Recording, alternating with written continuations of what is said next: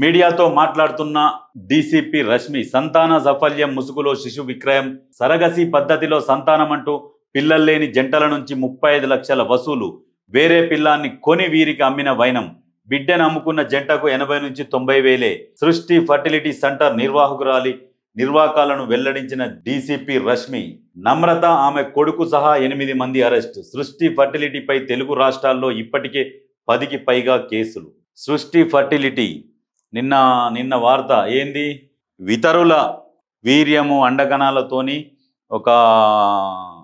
వాళ్ళ ల్యాబ్లో స్టోరేజ్ చేసి ఫలదీకరణం చెందిన తర్వాత అండంగా ఏర్పడినాక గర్భాశయంలో తీసుకుపోయి అమరుస్తారు ఎందుకంటే అది కూడా మోసమే చేసిర్రు దాని మీద కూడా ఒక కేసు అయింది ఒక బాబు క్యాన్సర్ రావడం వల్ల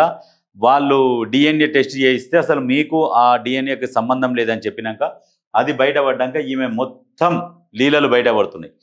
ఈమె ఒక్కామనే ఉందనుకొని మిగతా డాక్టర్లు సంతోషపడకండి సంబరపడకండి నెక్స్ట్ మీ మీద కూడా ఖచ్చితంగా విజిలెన్స్ వాళ్ళు వస్తారు